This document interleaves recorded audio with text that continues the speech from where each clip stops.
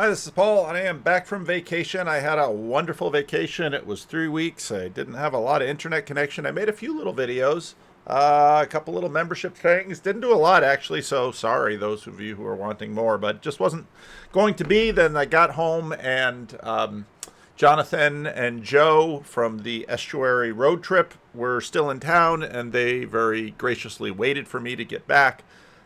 Before they left, they've got to scooch up the coast and get up to Portland for another estuary meeting, and then up to Seattle, Olympia for another estuary meeting, and then they've got to get all the way back down to Chicago for Midwestuary for that coming up. So yeah, had a great lunch with them, and made a little video about that, a little van tour, a little Living Stones tour, a little conversation with them. So that was awesome. On a vacation like this, I make videos because I have a lot of ideas. I just get so sick of all the hair that grows out of the bottom of my face, and I was like, telling my wife, I just gonna shave it all off this morning. She says, no, don't do that. And why not? Because she thinks there's some relationship between the length of my beard and viewership on the channel, and so she wants to encourage my success on YouTube. I might just get sick of it and shave it all off because it just grows and grows and gets curlier and curlier. And then we were sitting in, we had huge loop all around the American West, and we're coming down, and we of course have to hit the Pacific coast and have some seafood by the coast. And she looks across the table at me and says something about the fact that I look like the fish sticks guy, which is exactly what some teenagers on a field trip in the Netherlands said about me. They have a different fish stick guy in the Netherlands, and they said, "You're Captain Fish Stick." I don't know his name, and ha ha ha. So I don't really care. I was wearing my blue shirt, so what am I going to do? But CRC Voices Phlebas drops this talk by Mary Harrington, which is a really nice summary of her book and a little bit more. And the whole thing was so awesome, I thought maybe now that I'm back, I'll just do an old style commentary on this really outstanding talk. It's on this tiny little channel that seems to be some project of a couple that have some connections in Southern California, and they must have money, and so they could pay Mary to come in and give this talk, and just an outstanding talk. So if you want to sort of understand the core of Mary Harrington's, she and I also had a conversation where I did a Randos with her a couple of years ago. But if you want to sort of get a sense of the core of this going on, and it gave me lots of thoughts. So let's jump in. Story today, I guess it's an intellectual journey. It's also a personal story, which will cover the arc of the book and then a little way beyond that as well. And it's the story of how I lost my faith in progress, and how that led me to rethink feminism as fundamentally a story about technology. And finally, how... Now, one of the things that over my trip I've been spending a lot of time thinking about is the talk that I'm going to give at Midwestuary.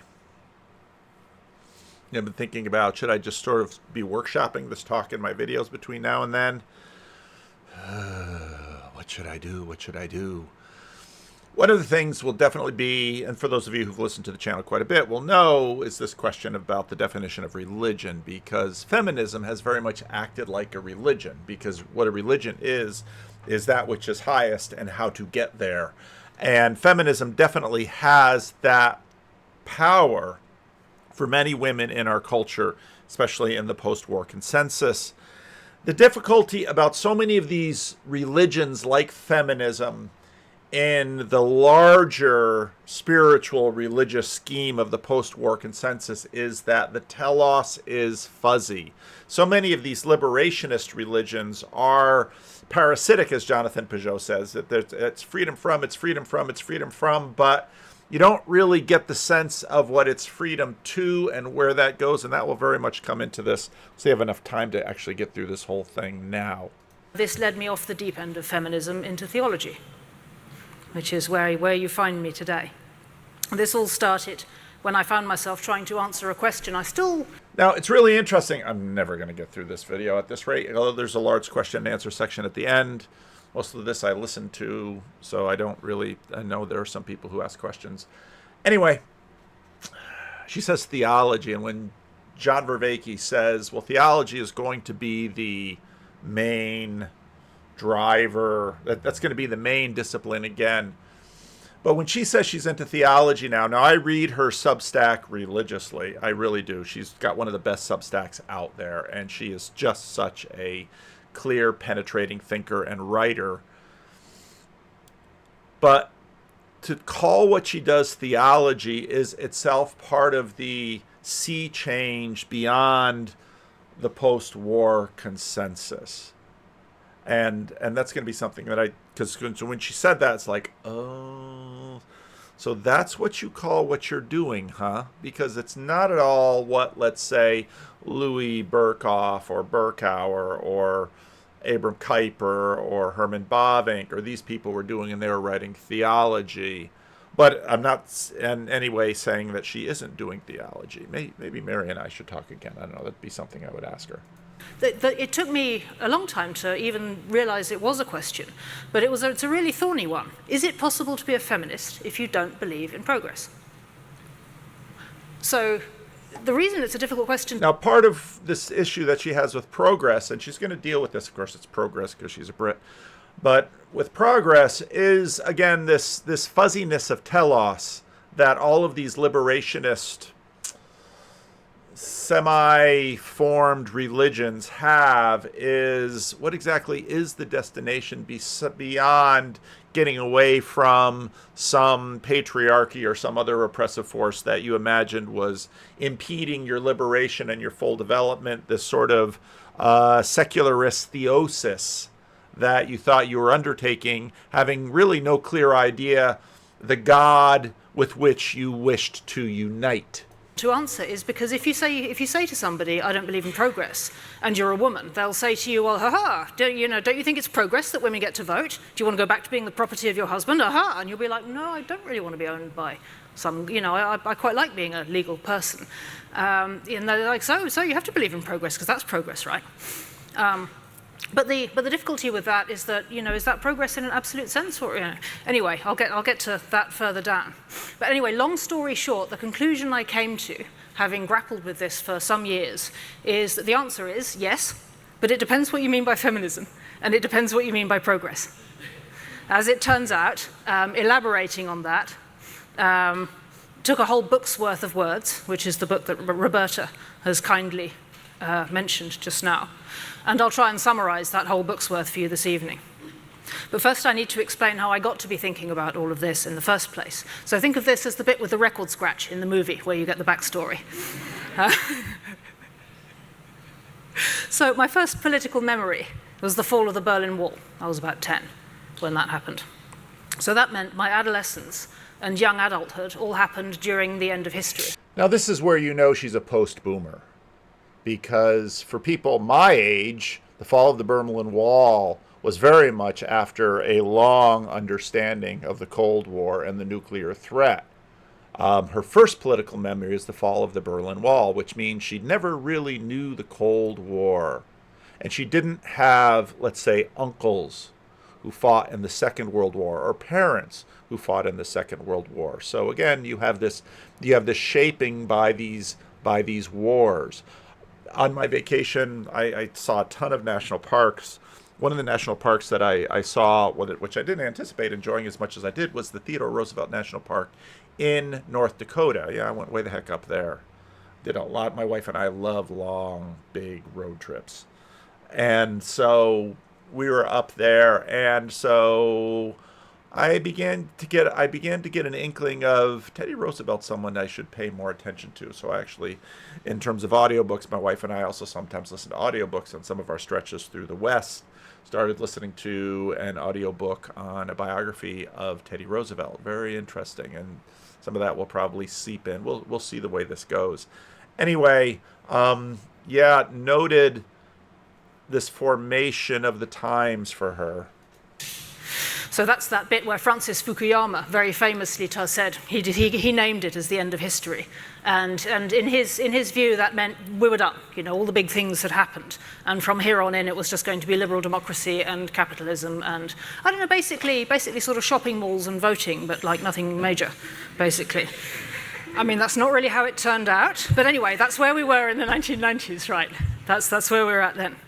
So there I was growing up in the 1990s, and not in a comfortable bit of small town middle class England.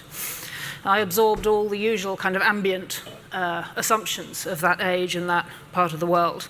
That basically progress was just guaranteed, and from here on in it was just going to be more stuff and more freedom. But that didn't mean everything was perfect. I first started thinking about feminism in my early teens, because as a byproduct of a family dilemma, or rather a personal dilemma for me within the family. So my challenge was this. My parents were fairly traditional, sort of modern traditional. My mum was a homemaker, my dad earned the money. And every evening, my mum would set the table and we'd all sit down for dinner. I have two brothers, one older, one younger. My mum would set the table, we'd all sit down and eat.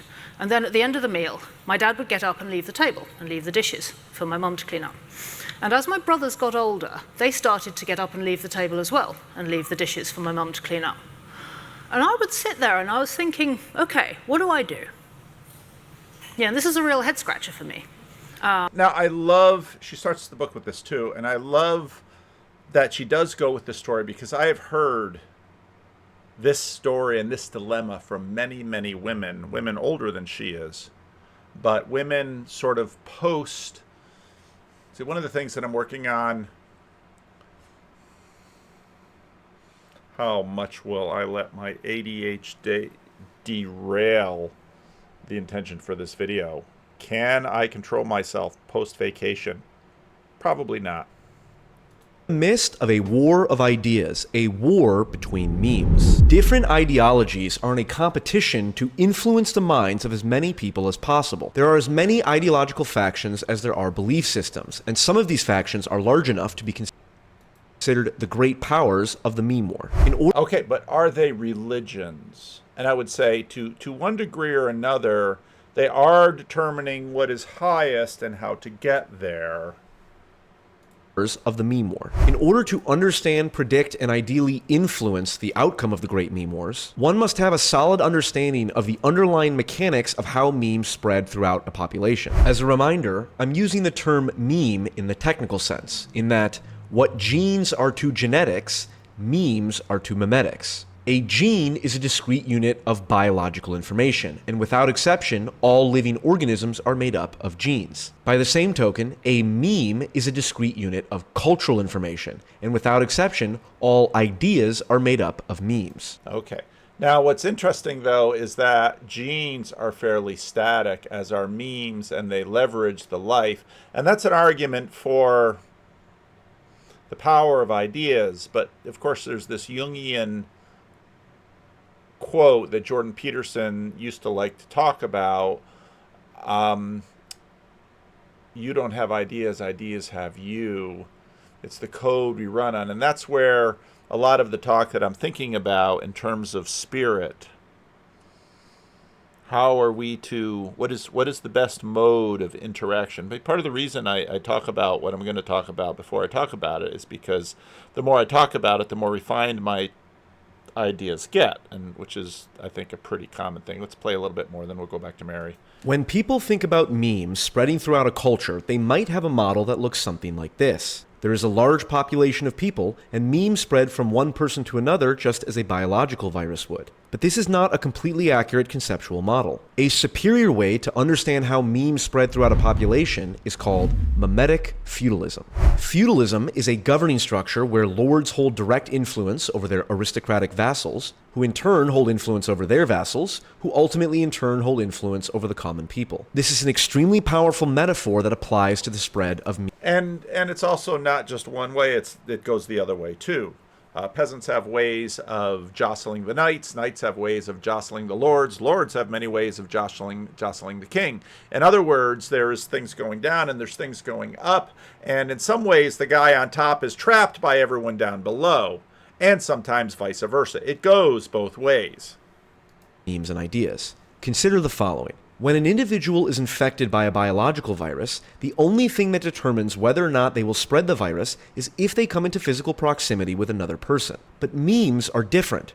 A meme can only spread throughout a population if it infects people of influence and charisma, individuals who others regard as worthy of admiration, and therefore imitation. This is an important technical point to understand, and it has to do with the neuropsychological underpinnings of how memes spread. All ideas spread from one human to another through a process called social learning, in which an individual imitates the behaviors or beliefs of another person.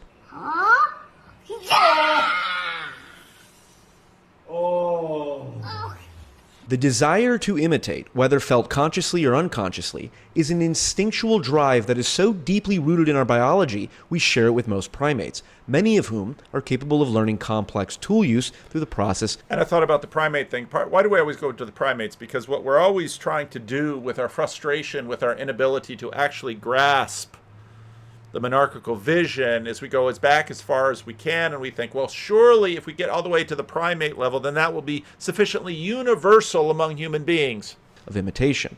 As a matter of definition, we can say that admiration is the felt sense of the desire to imitate. In other words, if you admire someone, even to a very limited and unconscious degree, you are more likely to imitate their behavior. This is why you are far more likely to be infected by the ideas and memes of someone who you judge as being admirable, as opposed to someone who you judge as being socially irrelevant. A biological virus that This is a really strong point.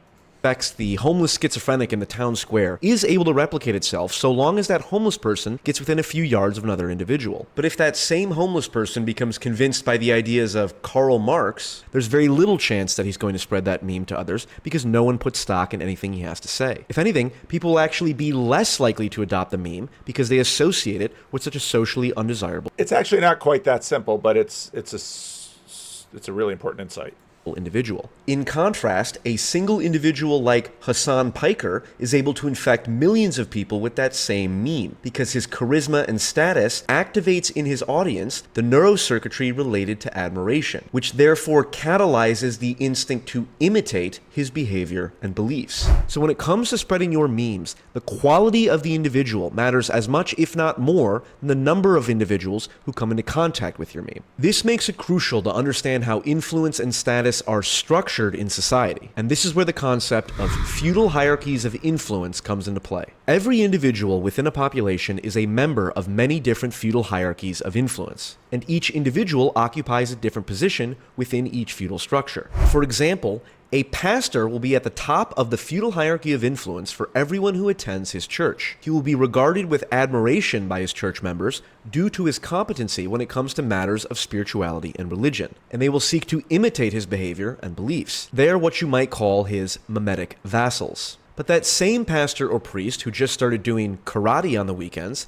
will be at the bottom of the feudal hierarchy of influence compared to his sensei, who will be regarded with admiration by others due to his competency when it comes to matters of physical prowess, and whose behavior the members of the dojo will seek to imitate. The pastor is himself a memetic vassal of the sensei, and that same sensei who has a passion for libertarian politics may be at the bottom of a feudal hierarchy of influence compared to his friend and neighbor, who is a local libertarian politician, and perhaps even attends the first pastor's church. Society is made up of an endless number of feudal hierarchies of influence, and every individual is part of multiple hierarchies that overlap and intertwine. One of the most critical things to understand is that in the age of social media, individuals have the ability to expand their feudal hierarchies of influence well beyond their local social circles. This means that any given person can be a memetic vassal of dozens of different influencers. Okay, it's a great video. I played half of it, and he has all the skills I don't have in terms of he's succinct, he gets to the point, he's clear, he has nice graphs, even though he had a little bit of glitch in that one.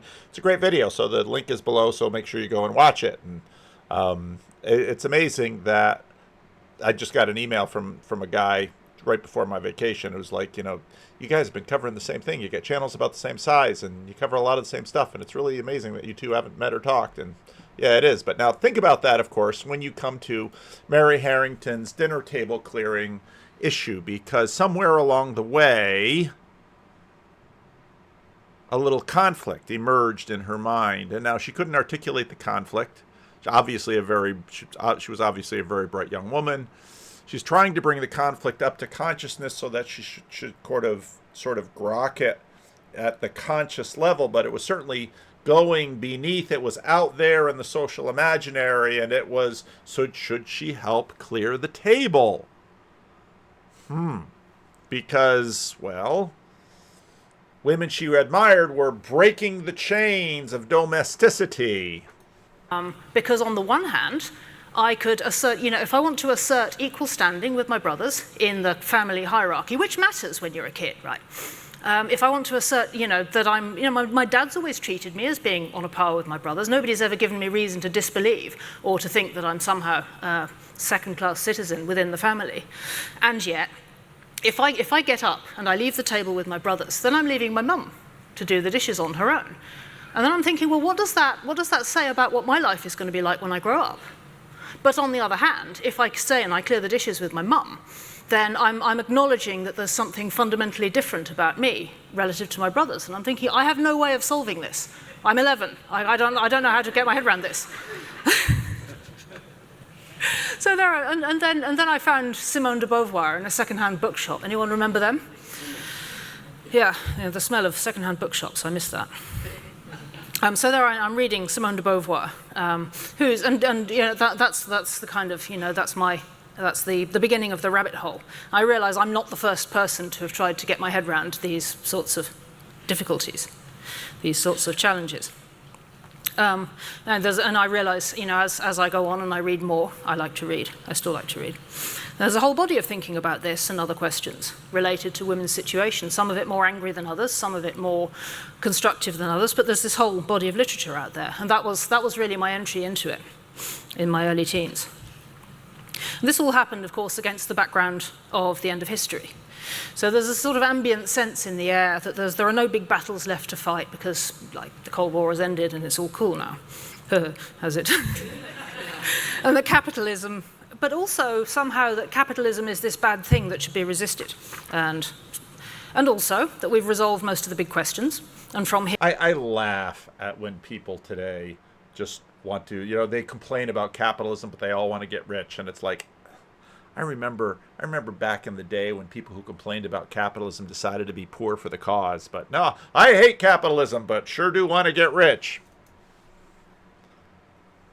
Here on in, progress is just going to mean more freedom and more stuff. And yet also somehow that we need to end poverty, we need to get rid of unfair barriers, make everybody equal, and design. That means, for reasons that are never really spelled out, dissolving old-fashioned social norms, just because they're old-fashioned.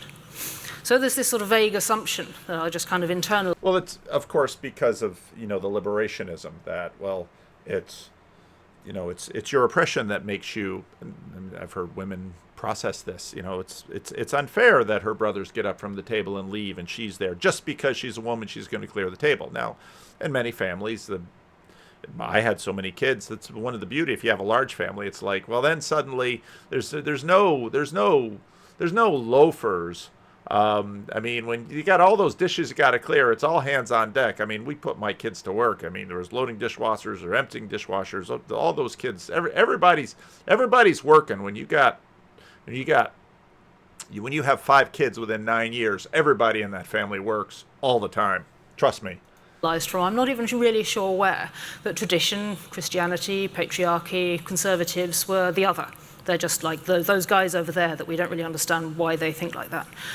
It's something old hat, it's something alien. It's something to guard against in the pursuit of more freedom and more stuff. In this context, the main... There was another... I can't stop myself. I will in this case, because I want to save that for another video. Main avenues for progress felt more or less like personal ones, like they're all kind of issues writ small, and sometimes environmental and economic justice stuff, so gay rights, glass ceilings, date rape, poverty relief, polar bears, holes in the ozone, the sort of Clinton-era progressive policy stack.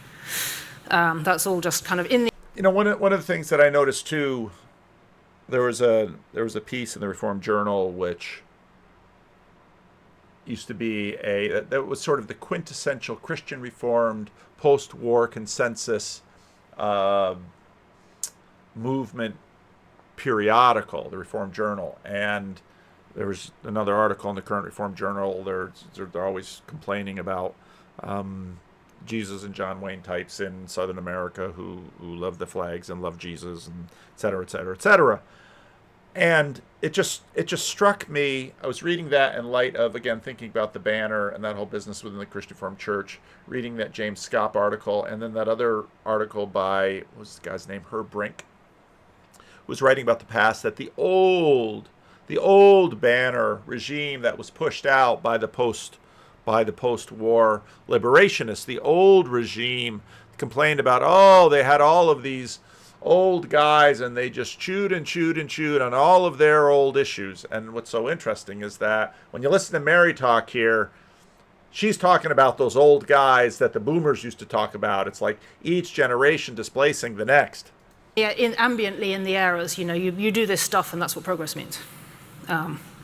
So then I grew up, I went to Oxford to study literature, and there I guess I was among the first generations to be completely one-shotted by post-structuralism. It broke my brain for years. And it's difficult to overstate how mind-bending that was. I had a basically sort of fairly bog-standard classical education. The idea I absorbed from school is that civilizations are broadly sequential. The wealth that we accumulate from them is cumulative, and we can retain and restore and, should value the treasures of the past. There's this, in a sense, there's a sort of cultural evolutionary grand arc from Egypt to Greece to Rome to Christendom, and that's where we find ourselves.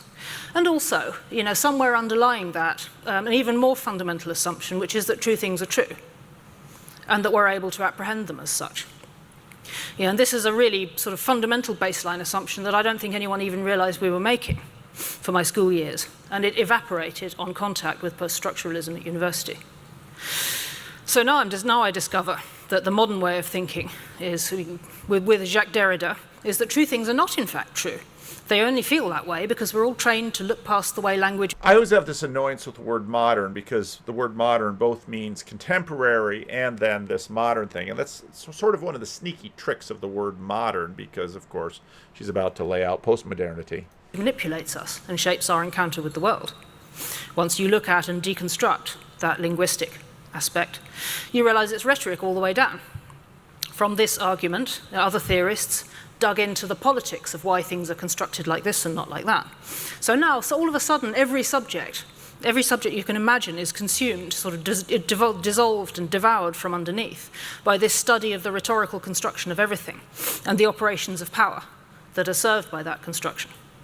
It doesn't matter if it's architecture or fashion or social norms or literature and poetry, everything is suddenly being deconstructed along these sort of critical rhetorical lines, all based on the assumption that there's no there, it's just power. It's really hard to convey how disorienting this was. On the one hand, one of the things that was mind-blowing about deconstruction was this sense that the world came alive. Things that had just felt inert and stable around me, suddenly felt alive. I could see the historical...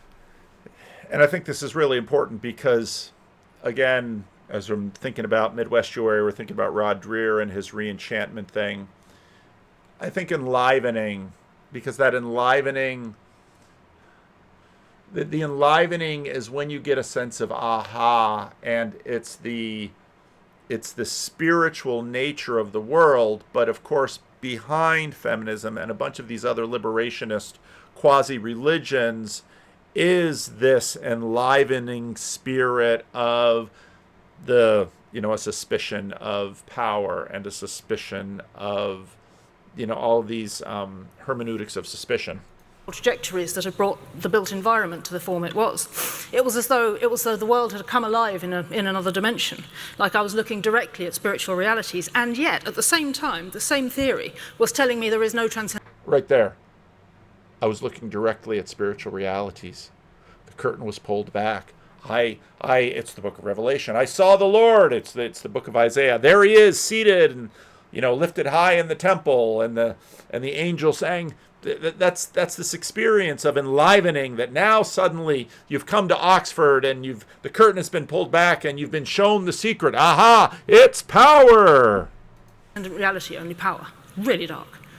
This is the most brutal sort of metaphysical bait and switch you can imagine. Because for Derrida, there's no there. Everything is just a social construction. There's no meaning, there's no truth, there's only power. It's like being handed enlightenment and simultaneously told it's a cynical lie. I'm trying to deal with that because I'm going to take... It's just going too fast. It's great she's going fast. It's like being handed enlightenment, but at the same time being told it's a cynical lie. There's the meaning crisis. Things very much to heart. You know, my peers at university was like, oh, it's just some theories. You just repeat it, and then it's. But for me, it fried my brain. Completely fried my brain. And I remain convinced to this day that it's a big reason why a whole generation of students went low-key crazy for a while. It's because they absorbed this stuff and it one-shotted them like it did me. It just broke them. Anyway, long story short, I'm more or less recovered from this eventually. The important piece for this story is what critical theory did to my adolescent feminism. So in the modern gender wars, Simone de Beauvoir's most notorious quote is, "One is not born, but rather becomes a woman," which is very, very badly abused by queer theorists in more recent years. But she was describing the social process of being constructed as the other by men for women. I mean, in effect, the social process which... All right, now I can't hold back on the othering. Ezra Klein begins this podcast with a montage. Now, he's going to be interviewing someone that... Part of what happened in 2024 when Donald Trump won his second term was that the major pulpits of the cathedral realized they could no longer win by shutting out or refusing to platform their adversaries. And so now they realize they're going to have to talk across the aisle, and especially someone like Ezra Klein, who has made that point a big point, you know, as has Gavin Newsom. I haven't seen, has he been still doing podcasts lately? But, you know, they've had, so their canceling is sort of pushed away, and so now we're going to platform. But before we platform, we just have to make sure you all understand that what we're doing. President J.D. Vance gave a speech recently that deserved more attention than it got. Vance was accepting an award from the Claremont Institute, a right-wing think tank, and not just any award, an award for statesmanship. And Vance in this speech sets himself a few tasks. One is to understand the nature of the left. What unites Islamists, gender studies majors, socially liberal white urbanites, and big pharma lobbyists? I'm gonna be honest, I don't give him high marks for where he ended up. It's hatred. They hate the people in this room. They hate the... Now you can see there the inversion, okay? Because hate has no place here. And now the opposition turns around and says, but don't you hate us? Because you have to demonstrate here at the beginning before you have sort of this reaching across the aisles video that we have to establish our bona fides. We have to demonstrate our confession that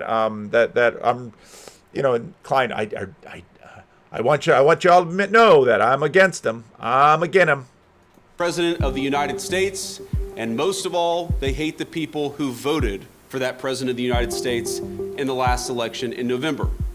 This is the animating principle of the American far left. Something I've always found interesting about Vance is that if you read Hillbilly Elegy, and I've read it a couple of times, if you take seriously what he is struggling with in that book, one of the things he's struggling with is a sense of being othered. Vance reads his own audiobook. You can hear him saying this. But as I realized that in this new world I was the cultural alien, I began to think seriously about questions that had nagged at me since I was a teenager. Why has no one else from my high school made it to the Ivy League? Why are people like me so poorly represented in America's elite institutions? Why is domestic strife so common in families like mine? Why did I think that places like Yale and Harvard were so unreachable? Why did successful people feel so different? You could imagine that guy going on to build a politics of tolerance, a politics to make sure other people don't feel. Yeah, but again, it's just so funny because it's like, you don't understand.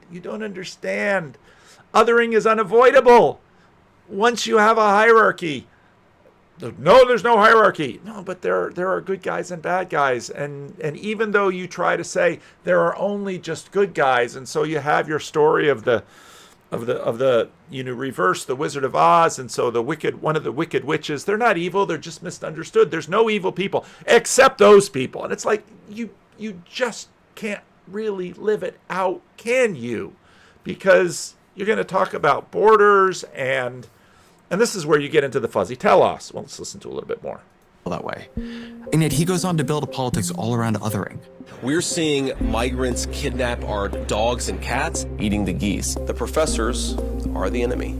Eating a cat. A bunch of childless cat ladies who are miserable at their own lives and the choices that they've made. There were a few protesters outside, and I can't be the only person wondering, it's a little after noon on a Friday, and don't you all have jobs? Who are the people? I watched that. I listened to him. And I wonder if he imagines that everyone who disagrees with him feels as he does, is motivated by the emotions that pulse within him. But explaining what motivates his political opponents is not the only task Vance sets for himself.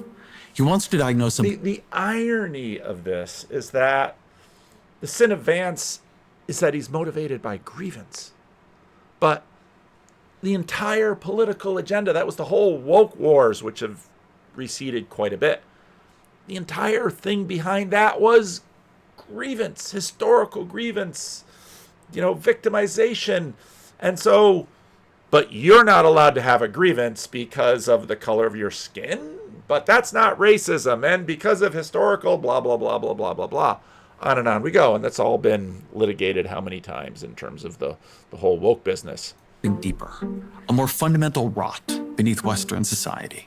Every Western society, as I stand here today, has significant demographic and cultural problems. There is something about Western liberalism that seems almost suicidal, or at least socially parasitic, that tends to feed off of a healthy host until there's nothing left. And what is that something? What is the parasite here? Well, a few sentences later, Vance makes it clear. While our elites tell us that diversity is our greatest strength, they destroy the very institutions that allow us to thrive and build a common sense of purpose and meaning as Americans. That's the problem, Vance thinks. Too much diversity. What we have broken is our definition of belonging, how we define who is an American. And the way we have broken it is we've made it too broad, too capacious, too accepting, too diverse. The problem, Vance thinks, is that we have come to believe a story, a fiction, that says Americanness is about what you believe rather than who you are and where your parents were born. If you think about it, identifying America just with agreeing with the principles, let's say, of the Declaration of Independence, that's a definition that is way over-inclusive and under-inclusive at the same time. What do I mean by that? Well, first of all, it would include hundreds of millions, maybe billions of foreign citizens who agree with the principles of the Declaration of Independence. Must we admit all of them tomorrow? And this is where you get the fuzziness of the telos. Because I think that's what Vance is pointing out, that, well, let's say, for example, any Islamist that comes here and says, I completely disagree with the Declaration of Independence, because the Declaration of Independence is a liberal document. I completely disagree with that. And we'd say, okay, well, you don't get to come to the United States. No, you can't keep them out because they're Muslim, but there's aspects of that Islamism that is completely contra to the Declaration of Independence. So therefore, that's the ground on which you can, no, but you can't keep any of them out. Well, why not? And in other words, he's pointing out that this othering, well, there's always an other. And what do you do with the other? And that is the question that has pervaded humanity. And while I was gone, I noticed I wasn't actually able to capture it because I couldn't track down the little Luke Thompson Freerillian recycling of universalism in this little corner of the internet. But that is exactly the tension beneath universalism, which is, well, at some point there won't be another. And a Christian doctrine of hell, of perdition, basically says, in the end there is a remainder. And, it's a compelling argument on the one side that says, if God is a perfect God, then the definition of the outcome of this project will be no lives lost. But then one side says yes, and a lot of it has to do with exactly what is the entire span or scope of the whole. I had some thoughts about this with respect to the Christian Reformed Church too, because part of what's so interesting about this moment in the Christian Reformed Church is that some are arguing that the Christian Reformed Church from 2022 to 2025 suffered from a hostile takeover of people who don't belong because they weren't raised Christian Reformed. It's like, oh wow, just watch that inversion happen. Which I found myself in my dinner table dilemma. But she was never claiming that being constructed as other somehow creates women as such. She never questioned the reality of women's reproductive physiology. Judith Butler, on the other hand, as far as she's concerned, even this is up for deconstruction. She argued in Gender Trouble, not just the sex binary, but the embodied one of not just gender, but even sex is rhetorically, socially, culturally constructed. There's no there, it's just power. I found that, at the time, bizarrely appealing. It seems odd to say that now. But for me, it seemed like, maybe this is a way out of my dinner table dilemma. What if I can deconstruct and reconstruct my sort of gendered presentation in the world? What if there really is? Again, it's so interesting how this tiny little dilemma, this tiny little reality, whether, okay, daddy got up and left, and of course he makes all the money, and mama's sort of that, it's a distribution of labor, but then why do the boys get a pass? And why do I have to schlep the dishes? Yes, that's the word schlep there, Anselman. Why do I have to schlep the dishes to the sink and help mama wash them? I grew up in a very egalitarian household. Mom washed and dad dried every night, and I watched those two stand by the window. Mom washed and dad dried. They always did it. There wasn't a dishwasher. It was just mom and dad doing the dishes. And then as we got old enough, guess who else was brought into the labor pool? But the kids were there. But again, all the way back to this tiny little moment when you say, now what's going on between boys and girls, men and women? And why does mom do the dishes and dad goes away to relax at his easy chair? There is no there. And I can just, by sheer force of personality, become something other than what everybody perceives me as. It seemed like a good idea at the time. I mean, it also fried my brain, not least because it's not actually true. So I'll fast forward through my early 20s, all of which, you have to imagine being conducted in this sort of post-structuralist fog. It was my life was experimental. It was pretty arty. It was pretty queer. It was very hand to mouth, as you can imagine. I was, not very good at staying employed. While my Oxford peers were getting consulting gigs, I was working as a janitor, riding the Greyhound bus across the United States, writing unreadable novels. Still, I tried reading one of them recently. Living in sketchy house shares, getting fired a lot. I lived in communes, I experimented with my sexuality, I curated immersive art events. All the whole time I'm trying to square the end of history, financialization of everything, with my progressive ideals.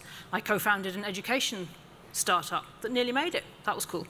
And then it all fell apart in the year of the global financial crash. That was the end of history, proper. I mean, the beginning of the end of history was probably 9/11, but the end of the end of history was the crash. It's a long story and a painful one, but I lost my social circle, I lost my best friend, I lost my startup, I lost all of my ideals. And that was the point where I realized I no longer believed in progress. The more I pulled at the idea, the more questionable it seemed. How is it possible to claim that things are better now in some absolute sense than, say, ancient Rome? How do you make that case? Some things are better, some things are arguable. Okay, so here we have, right at that moment, this is the combinatorial explosive piece that basically debunks the monarchical vision, because you have the question of selection, and you have the question of this implicit hierarchy of attention and caring that facilitates what we see. I forget where I was on vacation at one point, but someone in my family said, I didn't even see that, and it was prominent in the room, and it was because we look for things, even though we don't realize we're looking for things when we walk into a room. All of that machinery is operating, and so at this point, we begin to realize, and this is sort of what launches Jordan Peterson and John Vervaeke, that this cognitive science revolution has gone through and says, we don't just see the world. We don't. Preconsciously, we are selecting the world that we see. Worse, like they didn't have a hole in the ozone layer. I mean, nor do we anymore, but like they didn't have factory farming either, that's pretty evil. Or nuclear bombs. But they had slavery. Oh yeah. They didn't have factory farming, but they also didn't have sort of a world of calories that we enjoy. But then that makes us fat, so we don't. And so this is the combinatorial problem, that if you're going to come up with a summation, there are way too many elements to sum. How can you evaluate all of this without being omniscient? And that, I realized as I thought about it, is the clue. The God-shaped whole. The omniscient, the postulated. When you first go way back, that's when Julian first pinged on me, 8 years ago or so, when I said monarchical vision, because a light went on in his head, and he says, "Oh, I see what he sees." I said, "We don't have a monarchical vision." That's exactly what she's pointing to. It's a big piece of the current epistemic revolution that is going on now. Putative, omniscient person who's able to evaluate all of this is a God-shaped whole. And that's the clue to what the idea of progress actually is. It's a theological story in disguise. Really, it's Christian eschatology with the transcendent bits sanded flat. So once I figured that out... That's such a wonderful way of saying it. It's the Christian story with the... what did she say? The postulated, putative, omniscient person who's able to evaluate all of this is a God-shaped whole. And that's the clue to what the idea of progress actually is. It's a theological story in disguise. Really, it's Christian eschatology with the transcendent bits sanded flat. It's Christian eschatology with the transcendent bits sanded flat. Oof, such an image. So once I figured that out, I realized I didn't believe in this secular eschatology anymore. None of it seemed to add up. I ended up questioning everything else as well. I mean, it was a proper quarter-life crisis. It was the full stack. And people always do when they lose their faith. They're like, what do I even believe anymore? What if everything I'd believed up to that point wasn't true? If progress wasn't... See, and what's so interesting is because you have all these stories of, Christian pop stars losing their faith. They deconstructed. Well, her faith in feminism got deconstructed. Maybe nothing else was either. What if I was wrong about tradition, Christianity, sex roles, even conservatism? What if all of it wasn't as wrong as I'd always been told? So I did a lot more reading. So by now, I was in my 30s. I got married. I decided to have a go at being normal. I mean, this was on my grandmother's advice. This was like... No, really, it's the best advice anyone ever gave me. I went to see my grandma. She was a great friend and mentor to me. And she said to me, it was out of the blue, completely unprompted, Mary, I think you should grow your hair and get married. And the more I thought about it, the more I realized what she was actually saying was, have you tried being normal? And it's such great advice. It turns out that if you're a little bit eccentric, trying to be normal is actually just a much better survival strategy than leaning into being an oddball. So yeah, I was blessed to meet my husband around then. We got married. We moved out of London. Then I had a baby. And that was the end for liberal feminism for me. Because I'd internalized the idea. Probably the fact that my mum had such a, was treated really like a second-class person in my household probably didn't help. But between that and the second wave feminism, I'd internalized this idea that glass ceilings and empowerment and being one of the lads is kind of what it's all about. And looking after a baby is somehow oppressive, low status. Or maybe it's something that you only do if you're stupid or a loser or just a bit useless, really.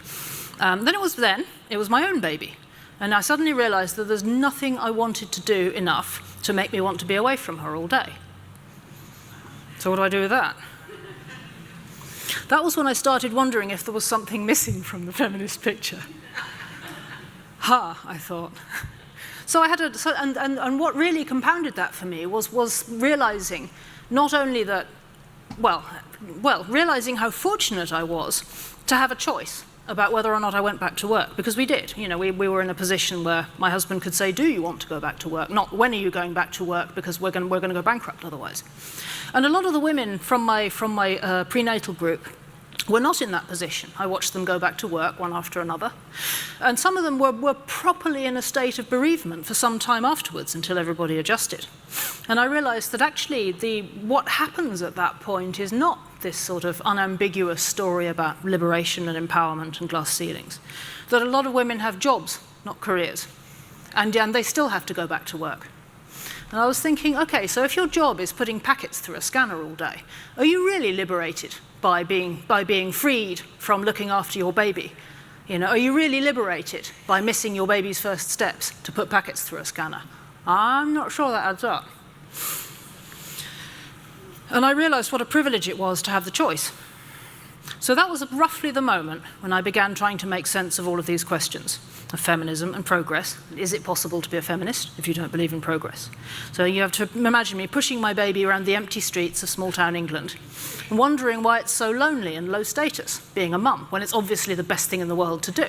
And it's like I couldn't think of anything else I wanted to do. Why is everyone telling me this sucks? So being a nerd, like, you have a kid, it's not like your brain stops working. So I started reading.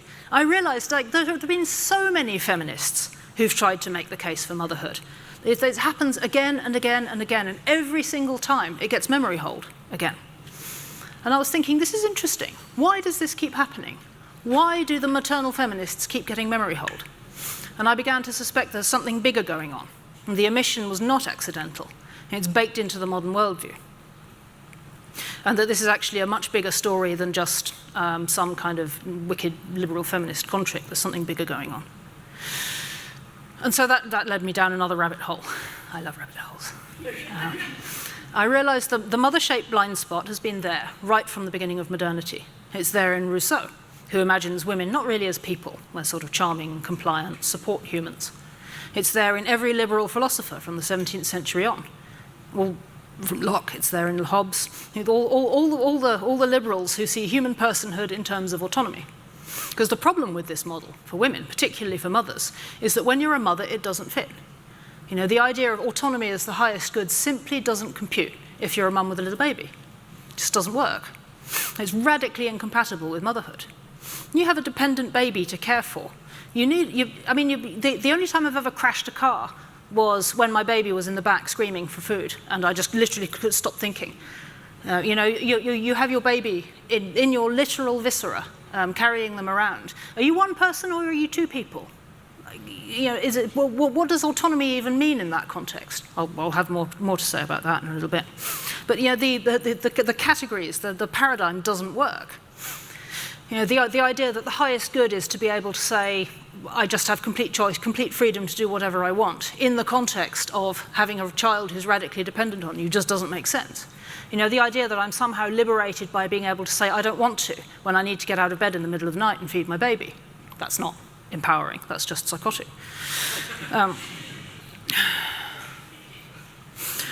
But as I read, I realized that the early history of the women's movement. So this was me sort of grappling very concretely with the question: how did we end up with a feminism that just privileges autonomy? How did we end up with this mother-shaped blind spot? How did we end up with this whole incredible, more than the majority of women either are or want to be mothers? So how is it that we ended up with something which is supposed to be an account of women's interests and issues and priorities, that just basically treats it as a problem, treats motherhood as a problem to be solved, or just nothing at all?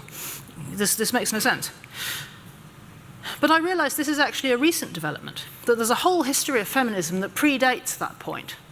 And as I read further, I came to understand something else. The history of the women's movement is really the history of technology. And the reason we can't see motherhood in the women's movement is because we've been through a tech transition more recently, which has just written that whole story out of the picture. But that actually, if you go back to the history of the early history of the women's movement, it was sort of rudely dismissed as the first wave, and nobody really thinks about it apart from... Now, at some point, we're going to have a reckoning with the word technology, because technological innovation has been happening all along, but there are certain technologies and innovations that have tended to be more disruptive than others. I've spent the last while traveling around the Great Plains, and what my wife and I often do is try to listen to things that sort of connect with what we're seeing and where we are. And so spend a fair amount of time talking about the Great Plains, the saga of the Great Plains Indians, listening to a little bit of the rest is history, a little bit of Hampton Sides, listening to a bunch of things. And you realize that technologies like the telegraph and the railroad, these things, when the railroads came as opposed to the wagons, things went whoosh. But there was a previous whoosh with the horses, when suddenly Native Americans begin to figure out how to domesticate horses and how to ride horses. Well, suddenly hunting buffalo from a horse is a very different thing from hunting buffalo on foot. And fighting your neighboring tribe on horse is especially in a raiding culture, is a very different thing from running up to them and running away. And so all technology is not made equally. On the vote. But there's a whole story there which for me really is the history of feminism. Understood in the terms which make sense to me, the women's movement ended with the second wave. It didn't begin in the 1960s, it ended there. And I'll explain what I mean by that in a moment. Feminism emerged not out of the blue. It wasn't just spontaneous kind of wicked plot to ruin family life or something. It was a response to the Industrial Revolution, and it was a right response. It was a reasonable response to a new and sometimes really difficult set of challenges posed for and within family life by the way industrialization changed the world. So we talk about homemakers and breadwinners. I talk about my parents' family order as traditional, but it's not actually this is the paradox. This arrangement is distinctively modern. This is not what life looked like before the Industrial Revolution. Because at that point, almost everyone worked, unless you were incredibly wealthy. Everybody worked. Men's work and women's work were different, but almost no one was quote unquote economically inactive, as their stay-at-home mums are sometimes rudely described. The central economic unit was not the individual, as it is now, it was the household. Most work happened in the home, outside the formal financial sort of exchange-based marketplace. Women's work was typically processing raw materials into good for the family, so market gardening, cheese and butter, textile making. And the kind of work which is sort of reasonably geographically constrained and compatible with having little kids underfoot. In the book, the paradigmatic example I've given is textile making, which has historically almost always been women's work, 40,000 years of textile making being women's work. And there are robust, very practical reasons for that. If you're hand weaving, the loom can be raised off the ground. The work is interruptible, it's pretty social, and all of which is compatible with having crawling babies or little toddlers running around and needing to put it down to stop them climbing into the fireplace or something. And so textile making has always been women's work. Actually, textile making was one of the first sectors to be industrialized. I've always found this very interesting. It was one of the first processes to be drained from the home by technology and centralized in factories.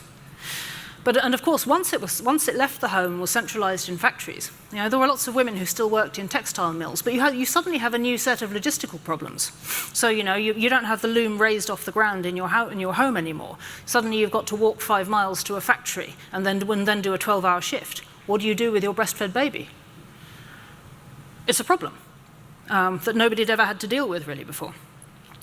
So this threw up a whole new set of challenges for women.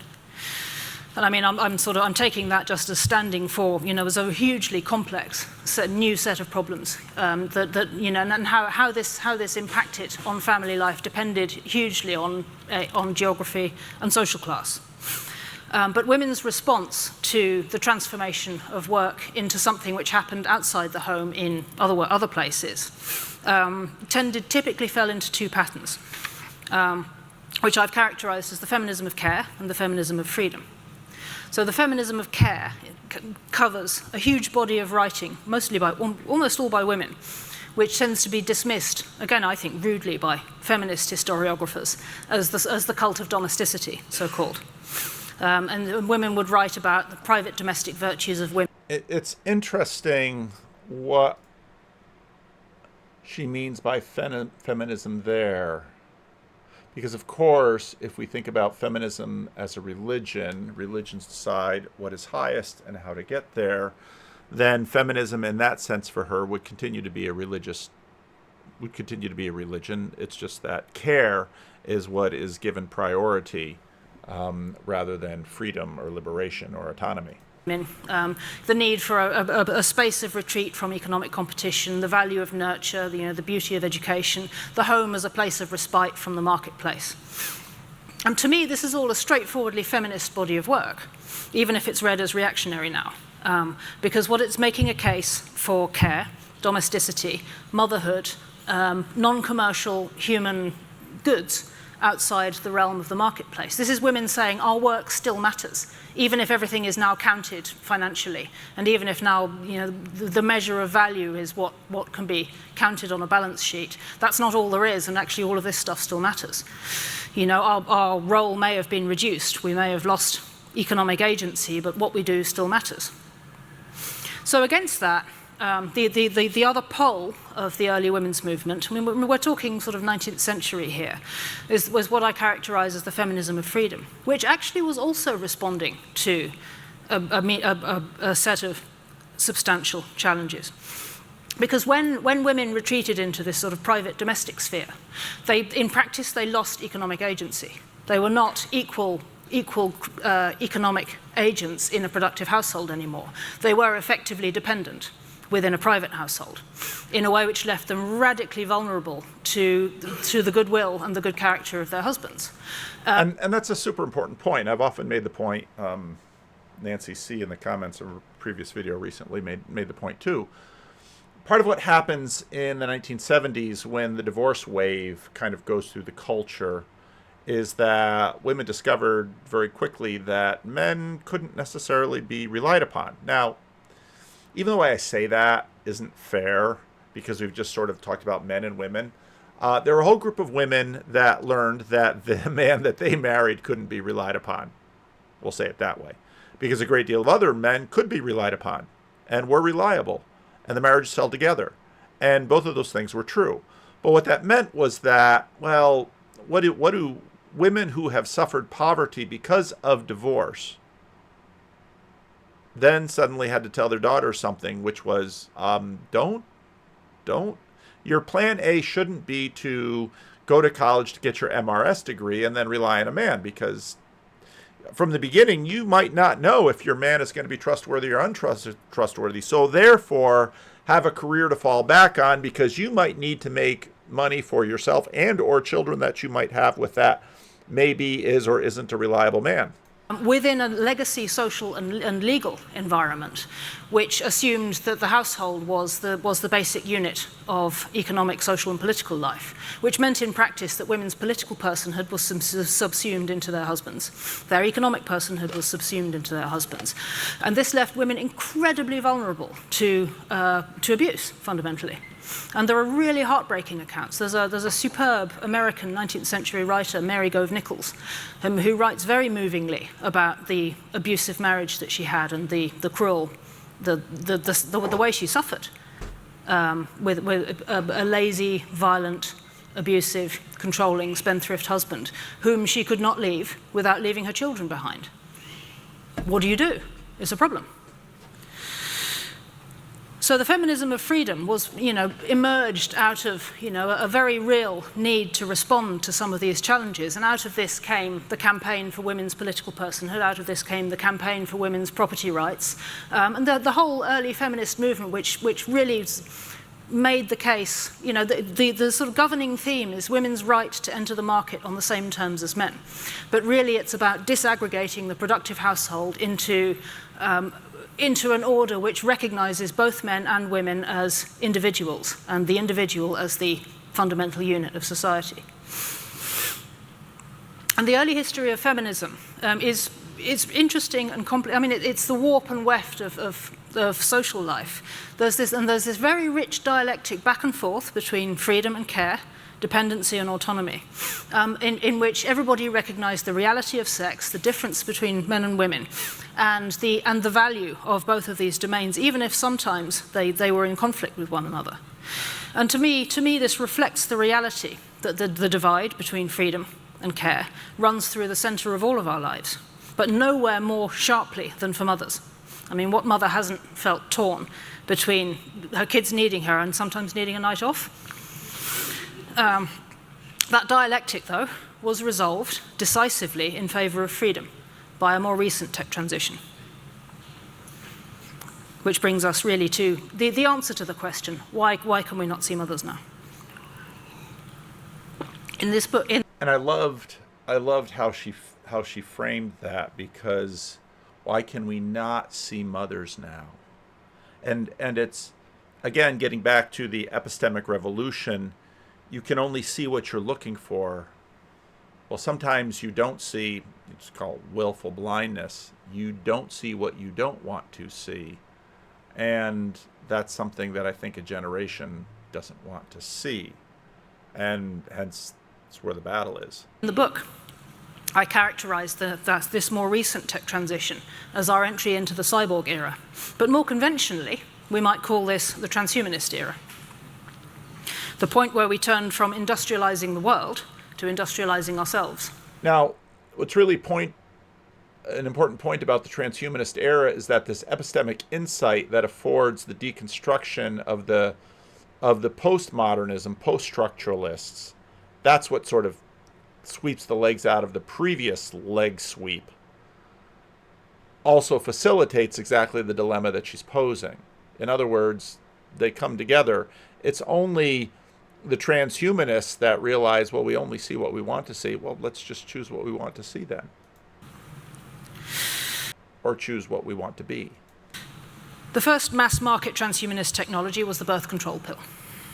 50 years ago. We are 50 years, half a century into the transhumanist era. This isn't some sci-fi thing which might happen in 10 years. We're 50 years into it. Consider, the pill does something fundamentally different to every previous medicine. To that point, medicine set out to fix what was broken. So I have a broken arm, I go see the doctor fixes my arm. All of this happens with reference to a shared understanding of what normal health looks like, what normal human physiology looks like. You know, the template, what normal health is just understood by everybody, and everybody takes it for granted that health is just health. But the pill does something very different. It doesn't set out to fix something which is broken, like my broken wrist or my asthma or whatever. The pill sets out to break something which is working, which is to say normal female, healthy, functioning fertility. And it does so in the name of personal freedom. This is a radical departure for medicine. It was swiftly adopted by feminists because it really did massively expand women's freedom by leveling one of the most profound and, up to that point, irreducible gaps between the sexes, namely reproductive role, pregnancy risk. Once the pill was legalized, it transformed culture pretty much overnight, even for women who didn't want to use it. It rewrote social norms, such that refusing extramarital sex became vastly more difficult. It ended I'll get to shotgun marriages in a minute. As a result, but this drove a ratchet towards the legalization of abortion. Early advocates of birth control believed and argued that birth control would reduce the number of unplanned pregnancies. Overall, it did, except it also didn't. Because it reduced the number of unplanned pregnancies relative to the overall number of extramarital encounters. However, the number of extramarital encounters went up so dramatically that the absolute number of unplanned pregnancies didn't shrink, it grew. And that drove calls for abortion to be legalized, because so many women were dying in backstreet abortions. But when this passed, a whole new model of women's personhood was institutionalized and became the foundation both of feminism and also of the modern contemporary understanding, really, of what a person is, particularly what a female person is. And we can read this as a defeat of the feminism of... Now, it's so interesting. You go way back in the beginning of her talk, when she thinks, I want to be a person. I want to be a person. Well, here's the definition of person. A definition of a person is someone who has options, someone who has choice, someone who has autonomy, someone who can choose to be a mother or choose to be a worker. By the feminism of freedom. Why? Legalizing abortion gave women the right to end the life of an unborn child, a child dependent on its mother's body for survival. This right is framed as a matter of bodily autonomy, an absolute right for women, a sine qua non for existing as a person. Wherever you stand on abortion, and I realize this is a sensitive issue, it's very clear that this institutionalizes the primacy of autonomy over care. And it makes choice a central plank of feminism. This has since become the vector for progress, understood solely in terms of autonomy. RBG, Ruth Bader Ginsburg, expressed this in a 1978 paper, where she emphasizes a woman's autonomous control of her full life's course, up to and including in control of pregnancy. And she characterizes this as essential to a woman's ability to stand, I quote, in relation to man, society, and the state, as an independent, self-sustaining, equal citizen. So, in effect, personhood is conflated with participation in the market, and all of this rests on the foundation of the right to privilege autonomy over care. In this context, no wonder mothers don't really show up as people. As I discovered, pushing my buggy around the small town, I'm still there, and no wonder being a mum is low status, and no wonder women are so ambivalent about it. But there's more. This also Is the felt sense of the desire to imitate. In other words, if you admire someone, even to a very limited and unconscious degree, you are more likely to imitate their behavior. This is why you are far more likely to be infected by the ideas and memes of someone who you judge as being admirable, as opposed to someone who you judge as being socially irrelevant. A biological virus that infects the homeless schizophrenic in the town's... And you could go to Home Math and basically look at one of his charts with things and say, invisible. Women's personhood, our ability to exist, to show up as people, to transhumanism. The pill and abortion became central to autonomy. Since then, every woman, in order to be a person, you must effectively accept a life as a cyborg, a type of personhood which is inextricable from dependence on a biomedical technology. The capacity to control fertility, up to and including the right to end a pregnancy, came to be accepted as the normal baseline for personhood. And we've all accepted, without even realizing it, a vision of human autonomy and personhood that, for women, can only be realized with the help of biotech. We're all cyborgs now. So that's how we began the transhumanist era. 50 years in, how's it going? We opened Pandora's box with the pill, and it's been prized a great deal wider since then. The era since has seen a radical expansion in freedom for some, but exploitation for many more. The first example followed swiftly from the pill, which really did increase freedom for bourgeois women who benefited from the ability to plan their lives, study, take jobs. But it also opened women's bodies to the market, because if you own yourself, why shouldn't you sell yourself? So college degrees and high-flying jobs for some. For others, no argument anymore against a job in the sex industry. By the early 1970s already, the feminists who were demanding the pill were also protesting the porn industry, not realizing that the same technology and ideology of bodily autonomy underpins both. When we zoom out a bit more, a general principle becomes clear. Every time we use a technology to escape a previously natural limit, we open new space for commerce. Freedom and trade are two sides of the same coin, and this logic has governed the advance of biotech ever since. Now, we have big fertility, with a thriving trade in gametes. I believe Stanford undergraduates can sell their eggs for a premium, especially if they're pretty. Yeah, it's kind of gross. We have commercial surrogacy, where you can rent the womb of poor women to manufacture babies to order. These are just two fronts of many in a wholesale war on human nature, one that sets out to escape every limit imposed by human physiology in the name of personal freedom. The main battleground for this, when I was writing Feminism Against Progress, was transgender ideology, which weaponized gender-confused children and gender non-conforming adults to serve as a battering ram for this war on human nature.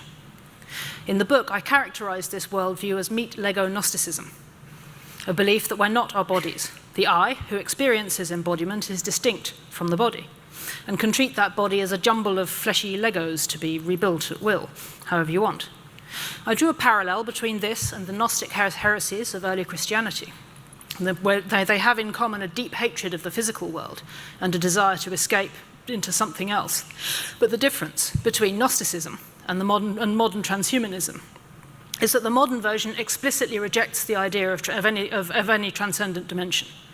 Our flesh can be remodeled at will, but this points not beyond us to the spiritual world. It just points to power. And this is exactly where the telos of this poorly formed religion is vague, because, okay, you can make anything out of yourself. Well, what is highest? Something that is unbounded. You mean like a puddle? Just as for Jacques Derrida and Judith Butler, there's no there. There's only power. There's only pure will. There's only the self. Here's the thing, though. Derrida and Butler were wrong, and so are the transhumanists. And this is the point where I argued myself out of feminism, because I realized, or rather, fell off the deep end into somewhere else, because I realized the questions I was grappling with here went much deeper than I mean, the question of men and women is kind of everything, but it's also, there's a more profound metaphysical dimension to what we're wrestling with here. In the book, I set out to show how the transhuman turn has been a disaster for women, and the capture of feminism by transhumanism has turned it into an elite, exploitative ideology. But the book confined itself to the impact on women and children. I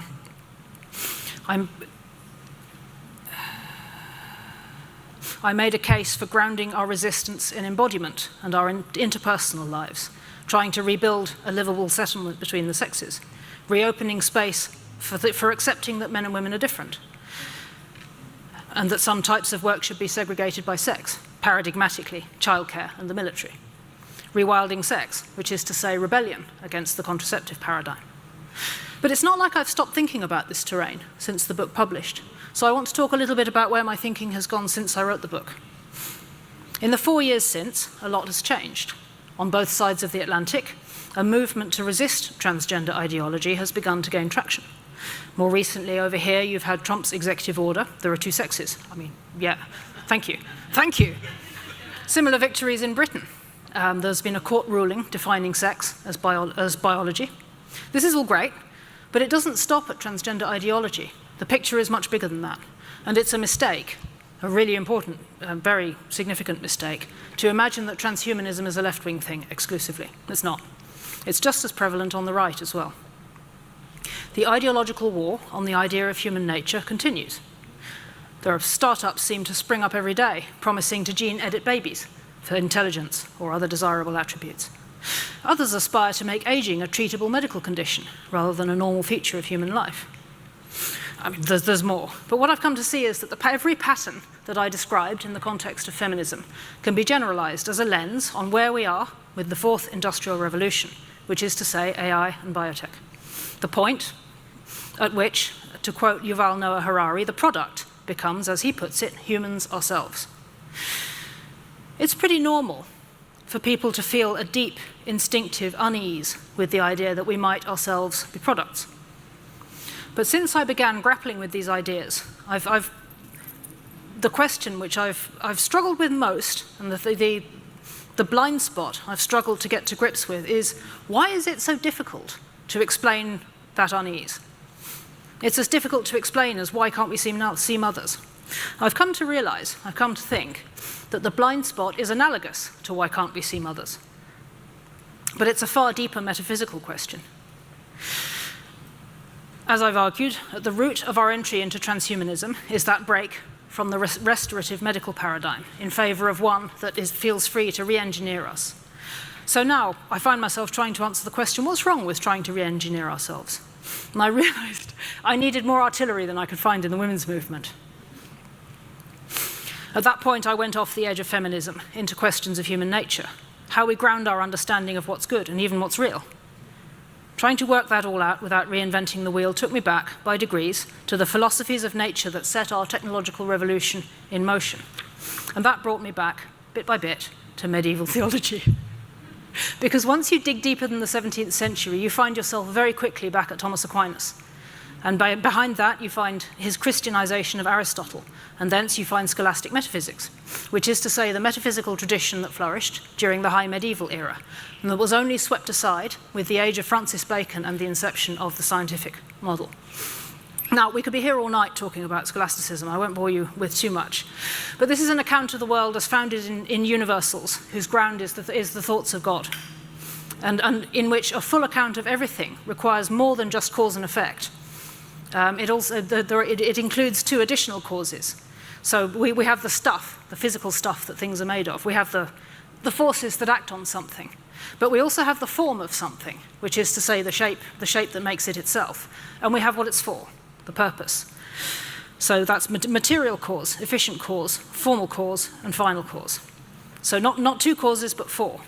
And two of those causes have been lost. Two of those causes were first put aside and then abolished, effectively discarded, memory hold, like mothers, at the beginning of the scientific era, in order to make that era of innovation possible. Now, this is a massive oversimplification of sort of whole libraries and hundreds of years of very much cleverer than me people. But the key point in relation to what I'm talking about here is this. The technological mindset rejects formal and final cause. The medieval view, which saw all of creation as sacred. Does it reject it? It rejects in some ways that there are givens, but it also assumes it, employs it, and in many cases wants to stand against it. Ultimately originating in the mind of God, was stripped away beginning in the 17th century, and even then persisted much longer in relation to humans than it did to the rest of the world. The idea that the human form and the human purpose are sacred survived very much longer, even in medicine, even through the era of modern medicine with its aspects of objectification. No, that's right. And you can see that she begins by talking about her first political moment is what did she say, the fall of the Berlin Wall. And if you go all the way back to my video 7-8 years ago, talked about the fact that we didn't trust the Bible in terms of history or science, but we trusted it in terms of morality. And it really isn't until, let's say, the end of the Cold War and the counterculture that begins to sort of slough away. And then you have new atheism that comes in and says, it's the relationship between new atheism and postmodernity is an interesting one. Still, until the 1960s, persisted within this basic paradigm of normal human health, which is implicitly the human form. And somewhere in the background of that is the understanding, which persists all the way from early Christendom, that humans are made in God's image, the Imago Dei. And the persistence of the Imago Dei as a sort of tacit aspect of what... And what I think the new theology is going to have to wrestle with again is, okay, we're in the image of God, but there's God number one and God number two. Well, what exactly do we mean by God? In Him we live and move and have our being. You certainly have, again, in sort of a Protestant, post-17th century Protestant theological framing, you have basically pure authority, and it was that slimmed down picture of God and authority that in many ways was pushed against by the new atheists. And you go back to my commentary on Sam Harris and Jordan Peterson, that's where the God number one and God number two came back. We understand humans to be meant that the taboo on breaking what God made in His image survived long after we started dissecting and instrumentalizing the natural world. Medicine held on to this ambivalent relation to the human body, where we cut bodies open, but we do it to heal, always implicitly in relation to Imago Dei, the sanctity and sacredness, really, of the human form and human health. The transhumanist turn was the gravest assault yet on Imago Dei, which is the last hiding place of formal and final cause, which is to say spiritual form. Well, we can sort of get at this when we talk about the givenness of life. Okay, that there is a givenness in creation. And so then when you look at, let's say, what exactly did Jordan Peterson break open in 2016 to 2019? He basically asserted through his Jungian archetypes and through his evolutionary psychology that there are given patterns which suggest that, let's talk about general revelation, that God shines through all that's fair, let's say, that the shape of the creation upon which that you could sort of do natural theology and transcendent meaning.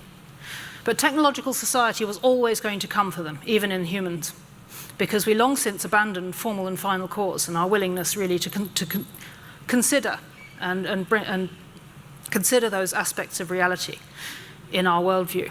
And without formal and final cause, it's impossible to argue against re-engineering even ourselves, just as we re-engineer anything else.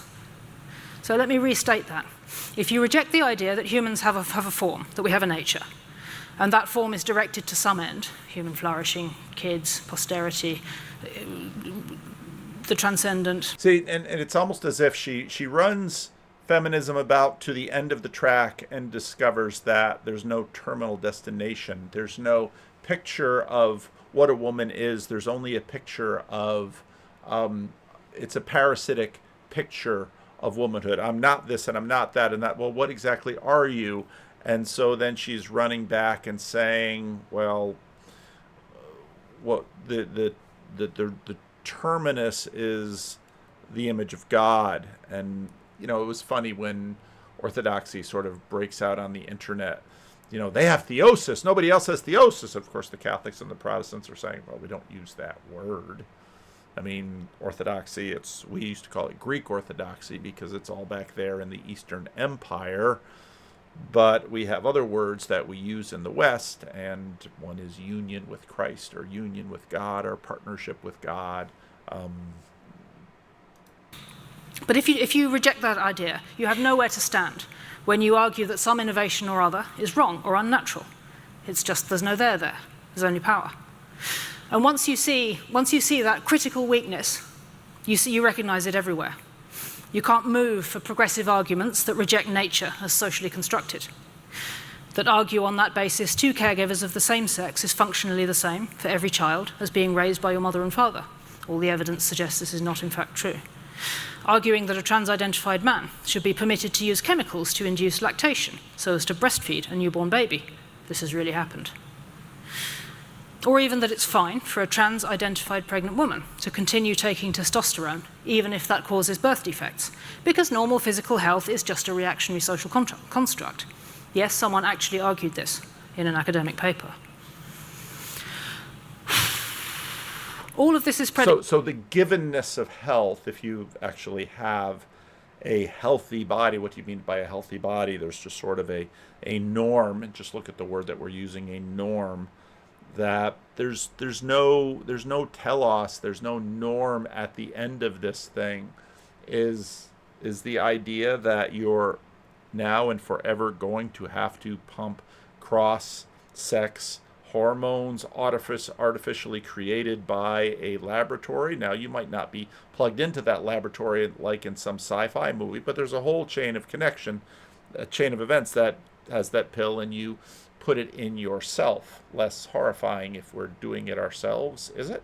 Predicated on the assertion that there's no such thing as human nature. As should be clear by now, this leads nowhere good. It leads to the commodification of bodies, the exploitation of the poor, the abuse of children, and ultimately the creation of monsters.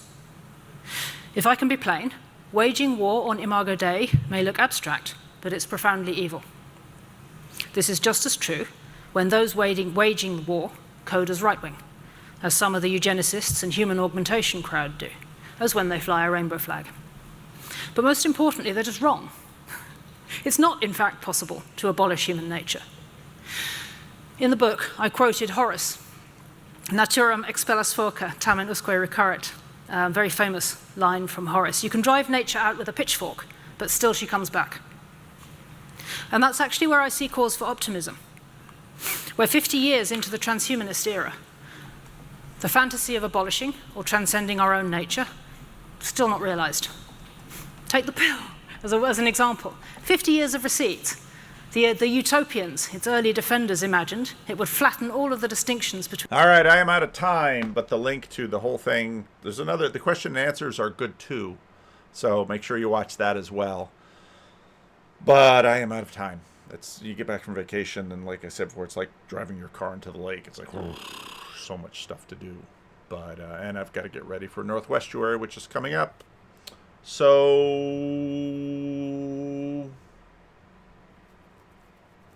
leave a comment.